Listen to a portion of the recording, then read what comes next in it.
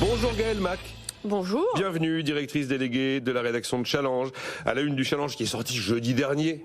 C'était social, retraite, santé, éducation. Ce qu'il veut faire, il étant celui qui vient de remporter l'élection présidentielle. Léonidas Kalogeropoulos, bonjour. Bonjour. PDG de Médiation et Arguments, vice-président d'éthique et délégué général de l'Open Internet Project. Et vous avez fondé les Entrepreneurs pour la République, cette place de marché Internet avec des solutions d'entrepreneurs aux besoins et aux enjeux du pays que rencontrent notamment les collectivités locales. C'est notamment en pensant à vous que j'ai glissé ce sujet sur l'Europe du numérique. Stéphane Van Nuffel, bonjour. Bonjour Nicolas. Vous êtes cofondateur de netinvestissement.fr. Je pourrais poser 25 000 questions pour ouvrir ce sujet. Je vais commencer par vous, Léonidas. Vous attendez quoi là maintenant? Alors on nous parle d'une nouvelle ère, d'une nouvelle méthode. Bon, on va se calmer. Mais qu'est-ce que vous attendez dans les mois qui viennent et pour le quinquennat qui s'ouvre? Alors on va sachant qu'on s'est dit avant l'émission que en matière de ce qui marche, ce qui ne fonctionne pas, de réformes économiques, toute la science académique a absolument tout renseigné. Tout documenté. Tout est documenté. Il n'y a pas un sujet qui manque. Non, je pense que pour nous, en tant qu'entrepreneurs, il faut prendre la balle au bond. Lorsque le président de la République parle d'une nouvelle méthode, il faut qu'il y ait une nouvelle méthode et il faut que les entreprises, les entrepreneurs s'organisent pour être pleinement des partenaires de la nouvelle méthode. Mais enfin, tant qu'on ne sait pas ce qu'est la nouvelle méthode, on ne peut pas être partenaire de grand-chose. Si, parce qu'il n'y a pas que le chef de l'État qui peut tout seul, dans une bulle, imaginer la nouvelle méthode. Nous avons une responsabilité majeure qui est d'organiser notre capacité à être force de proposition dans notre pays. Et nous avons beaucoup à faire. Nous avons notamment beaucoup à faire. Pendant la campagne, toutes les institutions d'entreprise ont donné leurs propositions. À chaque occasion, il y a des propositions. Absolument. Et il n'y a pas que des propositions d'ailleurs de normes. Mais il y a aussi c'est une très vieille méthode. Oui, mais il faut que nous prenions aussi notre part de la modernisation de nos méthodes, notamment sur la question de la réforme de l'État qui est ici débattue depuis des années et qui est, nous le savons, une réforme absolue pour que toutes les promesses étatiques puissent être effectives. Il faut cette réforme de l'État. L'État n'arrive pas à se réformer. Nous devons l'aider à se réformer. Nous devons être capables d'organiser l'inventaire presque mensuel des dysfonctionnements de l'État et organiser des rendez-vous mensuels avec l'appareil d'État pour que chaque point de réforme soit traité jusqu'au bout. Nous attendons trop de l'État. Nous, entrepreneurs, sommes là, comment dirais-je, à écouter la proposition qui va nous venir d'en haut pour savoir quelle place nous allons prendre dans cette approche. Et quel impôt on va vous baisser, généralement. D'accord. Vous savez, c'était Alain Madelin qui avait parlé du patronat roumain.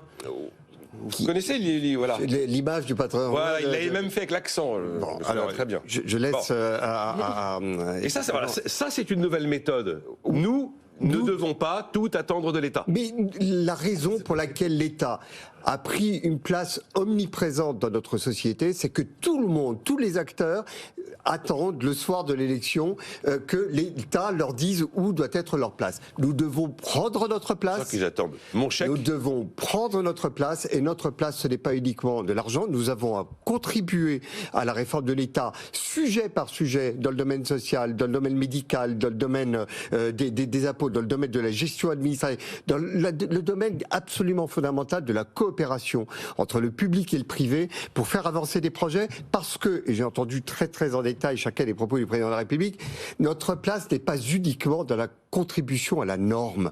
Nous devons être capables de proposer des projets. Vous savez, c'est de la vocation d'Entrepreneurs pour la République de recueillir des propositions. Le nombre de propositions d'entreprise, et c'est pas des propositions théoriques ou de normes, ce sont des expérimentations qui ont marché sur la question des déserts médicaux. Tout n'est pas qu'une question de normes. Nous devons être capables de faire peser le rôle des entreprises à côté de l'État, non pas pour faire uniquement le travail de l'État, mais pour faire notre boulot et mieux. Donc je pense ce matin, en entendant le président de la République en appeler pour une nouvelle méthode, que nous devons occuper notre place pleine et entière pour être force de proposition et aider le président de la République. J'ai pensé à vous tout récemment parce que j'ai rencontré un entrepreneur sur la question, vous savez, des déserts médicaux, de l'attractivité des territoires. Eh bien, une solution d'entreprise. Ce sont des plateaux techniques de soins qui permettent de répondre à des quantités de problématiques de soins, de l'échographie. qui ont une vraie dynamique et du coup, ben voilà, ça crée de l'attractivité. C'est une réponse d'entrepreneurs pour répondre aux problèmes de déserts médicaux et de saturation des urgences. Il sera avant la fin de la journée sur la plateforme. Alors j'ai oublié malheureusement et je regrette parce que nous en avons un certain nombre et donc il y en aura d'autres également. Mais vous voyez, c'est l'illustration que nous n'avons pas uniquement à attendre que l'État norme et que l'État organise. Nous devons prendre notre place. Bon, il a dit pas mal de trucs déjà, Léonidas Kalogiropoulos, Stéphane Venufel. Je rajouterais juste une chose sur ce sujet. Vous allez tendre la sébile comme... Je ne peux absolument pas m'inscrire en faux ce qu'il dit, évidemment. C'est le droit. Hein. Non, mais vous savez très bien, Nicolas, on a eu suffisamment ce débat. J'ai animé pendant un certain temps un blog avec un mot qu'il ne fallait pas prononcer. Oui, d'ailleurs, j'ai plus dit, vous avez vu. Non, parce que j'ai plus le temps, parce que je gère d'autres entreprises aujourd'hui. Et puis, à force de se faire insulter, on en a assez. J'utilisais le mot libéral, mais je voulais l'utiliser un peu à la française, justement, ce que vient de dire Léonidas. Et on a beaucoup d'accords, mais on a aussi des désaccords sur la méthode. C'est moi qui vais faire le mec de gauche après, parce que c'est pas. Non, justement, là où je voulais en venir, c'est moi, je l'ai toujours dit, et je suis chef d'entreprise depuis 20 ans. Toute ma vie, j'ai été libéral et chef d'entreprise. Nous avons une part de responsabilité, évidemment, en tant qu'entrepreneur, en tant que patron de boîte. Pas la même chose, hein. C'est pas la même chose quand vous créez une boîte que quand vous la dirigez. Simplement en super salarié, on va dire ça comme ça. Et on mélange en France trop ce style. Et c'est pour ça que cette méthode, elle doit changer. Cette méthode, elle doit accepter la différence. En France, on a mis dans le même panier le patron du CAC 40, je caricature comme d'habitude Nicolas, et le patron de la petite boîte qui est un créateur. Et ce créateur, en fait, peut, à un moment donné, s'il grandit, s'il réussit, s'il embauche, s'il crée, etc., s'il change, ce qu'a utilisé comme mot très intéressant, la norme, c'est-à-dire s'il secoue. C'est-à-dire c'est ces gens, souvent américains, qui ont changé un peu le monde. En France, on a été des grands champions sur plein de sujets. Et aujourd'hui, on n'en a plus parce qu'en fait, justement, on attend de l'État, finalement, pas la norme dans le sens... Voilà, je suis pas d'accord avec vous sur le chèque, parce que souvent, c'est ce qu'on nous prend et pas ce qu'on nous donne. Il y a les deux, les subventions pour les entreprises. Je suis là pour vous ça. Je suis là pour vous secouer. Moi, j'attends justement, s'il doit y avoir un changement de méthode, enfin, sans que ce soit le Far West. On attend enfin une libération juste de la créativité. Ça ne veut pas dire la libération fiscale. Je ne vais pas répéter une 100 fois qu'il faut baisser les charges. Je trouve que c'est un peu poétique, vos réponses. Non, c'est pas poétique. Si. Nicolas, c'est parce que moi, je vais me faire l'odieux personnage, mais il y a des urgences là. Il y a des urgences auxquelles il faut répondre et on se demande qui va y répondre à part l'État. Regardez, Nicolas, je vous donne juste un exemple. Oui, après Gaël. Je vous donne juste un exemple. Non, je trouve ça un peu. L'urgence. Je comprends l'état d'esprit de ce que vous dites. Il y a un peu de poésie. Et là, maintenant, c'est la prose. Sans la poésie, je vais vous donner un exemple concret et j'en suis content.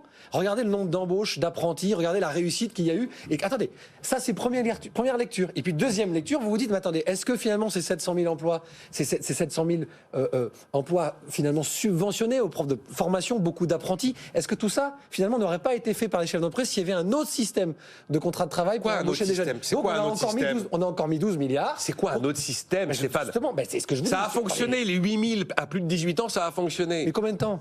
On va voir en 2022, il n'y a plus la subvention, Nicolas. On va voir en 2022 d'accord. Si les chefs d'entreprise... vous voulez un truc concret, je vous le donne. La norme, c'est que naturellement, le chef d'entreprise, on lui donne, il prend, il fait. Essayons de trouver chez des chefs d'entreprise créateurs et chez des jeunes, des gens qui vont créer un nouveau système, c'est votre question, une nouvelle méthode pour embaucher les jeunes et pour leur donner envie de travailler et ne pas avoir 16, 17, 20% de taux de chômage des jeunes. C'est la seule chose. La méthode, c'est pas de subventionner ou c'est pas de pénaliser. C'était juste ce que je disais pour m'inscrire, pas forcément dans le sens de... Mais je trouve que c'est pas la pire des dépenses publiques de ces dernières années. Voilà. Alors là, à long terme, non, je suis tout à fait d'accord parce que je vais me faire un peu la porte-voix de ce que vous dites sur les dépenses publiques dans l'apprentissage. Je vais me faire la porte-voix de Patrick Artus qui dit que finalement le défi des 5 ans à venir, le défi du quinquennat, c'est juste les compétences, les compétences. En fait, on veut que les gens puissent travailler jusqu'à 65 ans. On a un problème de productivité en France. On a un problème d'emploi industriel en France, on a un problème de taux d'emploi, de chômage des jeunes, de chômage des seniors. Et c'est pas l'Europe, ça, voilà. Il faut le rappeler. C'est pas l'Europe qui reste. Et on a un système éducatif dysfonctionnel, on le sait. On a plus de décrocheurs que les autres pays d'Europe. On a un enseignement qui n'est pas assez tourné vers les besoins des entreprises. On a des pénuries d'emplois alors qu'on a du chômage. Et c'est pas seulement parce que les gens veulent pas travailler. On a un problème de compétences. On a un vrai problème de compétences. il y a toute la discussion qu'il y a eu depuis 3-4 mois sur la place des mathématiques. On n'a pas suffisamment de jeunes dans les formations scientifiques où on en a le plus besoin.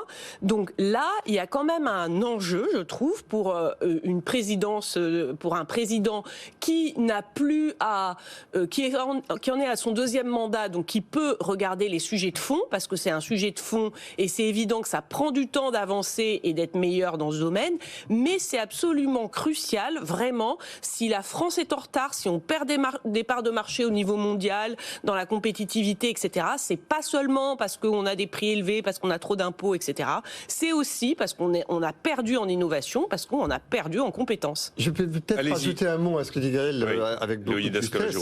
C'est que la question de l'éducation est devenu un élément absolument pivot de notre performance économique. Mais et de ce point de vue-là, je trouve que le ministre qui a été ministre de l'économie pendant 5 ans, avec une confiance et une compréhension du monde économique que probablement nous n'avons pas eu depuis très longtemps, a une sorte de vocation naturelle à être peut-être le futur ministre de l'Éducation nationale. Je dis ça parce que, à l'évidence, cette corrélation est en train de devenir, comment dirais-je, comprise par énormément de Français.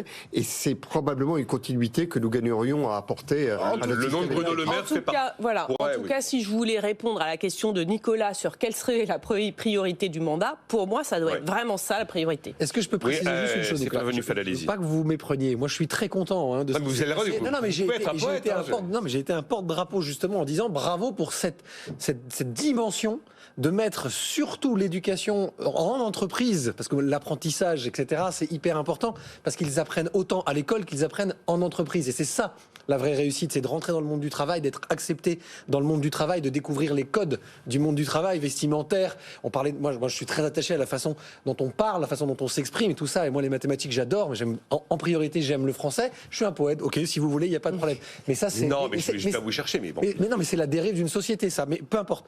Là, ce que je voulais juste dire pour appuyer sur ce que disait Gaël, c'était très très juste. Évidemment que c'est une priorité. Je disais juste, pour changer de méthode, je ne suis pas sûr que c'est en subventionnant finalement ces emplois, parce qu'on voit encore que ceux qui sont toujours en décrochage, quoi qu'il arrive, c'est ceux qui n'ont pas de compétences. Donc je m'inscris à 100% dans ce que dit Gaël. Ça a très bien fonctionné. Je suis très très content de ce qui s'est passé ces 2 dernières années, malgré le Covid, etc. et le décrochage de tous ces jeunes dont on était inquiets. J'ai moi-même des ados à la maison, vous en avez. On était tous inquiets de ça. Maintenant, le vrai sujet, il commence maintenant, parce que ceux qui ont bac+2, bac+4, ça a réussi, on a subventionné et ils s'en sortiront. C'est ceux en dessous où ça n'a toujours rien changé pour celui qui manque de compétences, donc c'est bien de le rappeler. Et peut-être que ces gens-là, c'est un changement de méthode. Peut-être que l'académisme français n'est pas adapté à eux. C'est ça que je voulais dire. Et je suis pas sûr que ce soit poète. Laissons-les peut-être justement créer, laissons-les aller sur des plateformes qui leur permettent d'avoir des idées. Ils sortiront peut-être des sentiers battus et c'est comme ça peut-être que c'est un des piliers pour moi que la France va peut-être utiliser pour sortir du lot. C'est juste ça. Je dis pas que c'est l'alpha et l'oméga. Je réponds au jeu. Merci Arnaud qui m'écrit l'histoire des déserts médicaux. Vous parlez sans doute de la structure Sageo et je crois bien que c'est la structure Sageo qui a réussi, enfin qui fait un. Mais vous voyez, Sageo trouvera sa place sur Entrepreneurs pour la République. Mais juste pour compléter ce qui vient d'être dit sur l'éducation, les dizaines de solutions d'entreprises qui ont développé des méthodes sur terminaux digitaux pour développer ce qu'on appelle les soft skills, pour faire du complément éducatif, pour faire du suivi, pour apprendre le français, pour réussir l'intégration. Enfin, vraiment, tournons-nous. Et puis, je pense également à tout le savoir-faire français en matière d'éducation à distance, les cours Admer qui ont été pionniers, les cours Lefebvre, enfin, tous ces savoir-faire qui sont des savoir-faire du monde privé doivent venir en complément de la très grande expertise de l'éducation nationale. Mais lorsque le président de la République à Marseille a dit il faut qu'il y ait un grand chantier sur l'éducation et tout le monde doit m'aider, il a parlé des associations, il a parlé du monde, comment dirais-je, de l'université et de tous les experts académiques. Je n'ai pas entendu le président de la République citer les entrepreneurs. Ce sont bien entendu des pourvoyeurs également de solutions dans le domaine de l'éducation. On l'espérerait, mais pas seulement dans l'éducation, parce que je trouve que les entreprises françaises, il y a 2 choses qui me gênent par rapport à leur action, c'est-à-dire que sur l'apprentissage, si on est obligé de le subventionner autant, etc., c'est que c'est quand même pas inscrit vraiment dans les habitudes et dans les volontés des entreprises. Et très souvent, il faut mettre beaucoup d'argent pour que les entreprises veuillent bien prendre des apprentis. Je trouve que c'est dommage. Et deuxièmement, il y a dans le recrutement en France des entreprises, elles veulent quand même toujours tous les mêmes profils, c'est-à-dire des gens qui ont 5 ans d'ancienneté, qui sont encore pas chers, mais qui sont déjà expérimentés, etc. Et je trouve qu'il y a aussi un effort de la part des entreprises sur ce point pour être d'accord, pour former en interne leurs salariés, pour les reconvertir et pour les aider dans leur fin de carrière pour rester. Vous savez qu'on est en train d'apporter un élément de réponse très concret à l'un des côtés du problème, c'est les jeunes et l'intégration des jeunes le plus tôt possible dans la vie active pour augmenter le taux d'emploi. Et aussi les seniors. Le problème, Nicolas, aucun moment les jeunes sont le problème. C'est la façon dont on les a formés qu'ils arrivent avec une vision du grand capital qui fait que de toute façon, ils vont être victimes de l'entreprise. Mais c'est l'un des éléments de réponse. La clé de tout, c'est le taux d'emploi. Il y a un certain conservatisme dans les entreprises. 16 points plus bas que les autres avant 25, et on est 16 points plus bas que les autres après. Bon. On va parler d'après, parce qu'après... Après 55 ans. Je voudrais quand même vous dire, je suis vice-président d'un mouvement patronal qui s'appelle Éthique et qui a un grand nombre d'entreprises qui accueillent, et nous connaissons bien effectivement Challenge, et c'est heureux que voilà, vous ayez ce miroir de l'entreprise, mais il y a une réalité aussi que nous constatons, c'est le nombre d'entreprises qui nous remontent le témoignage d'apprentis qui ne viennent pas, qui ne sont mentalement pas, j'allais dire, un peu câblés pour se dire quelle chance j'ai d'être accueilli comme apprenti dans une entreprise. Et cette relation entre les apprentis et les entreprises n'est pas une relation simple. Il faut qu'ils s'apprivoisent mutuellement. C'est-à-dire, voilà, mais vous avez raison, il faut probablement que les entreprises appréhendent comme étant davantage naturel dans leur process d'accueillir des apprentis, mais il faut aussi que les apprentis aient la conscience de savoir que c'est un moment d'une chance exceptionnelle, d'avoir le pied à l'étrier. C'est pas du tout toujours le cas. Voilà, je voudrais juste le préciser. On a une évolution culturelle. C'est la question fondamentale. Sur ce plateau, il y a plusieurs années, avec Alexis Karklins, on avait regardé, il avait fait un exercice qui m'avait complètement, que j'avais trouvé aberrant. Il avait pris un livre d'économie de seconde. C'était Jérôme Dédéant. Jérôme Dédéant, pardon, c'était avec Jérôme. Il y avait Alexis aussi, mais c'était Jérôme. Et on avait regardé la définition de l'entreprise. Il avait décrypté semaine après semaine. Capitalisme, ce qu'on a appris tous en seconde. Et c'était un bouquin du moment. Oui, c'était des bordasses. 5-6 ans, enfin, c'était pas. C'était invraisemblable. Et en fait, plusieurs années après, quand on prend le recul, on se dit, voilà, c'est pas de leur faute du tout. C'est que franchement, ils sont mal préparés. Et je vous le redis, je suis poète, mais je vais rester. Mais je vais rester dans mes bottes de poète aujourd'hui.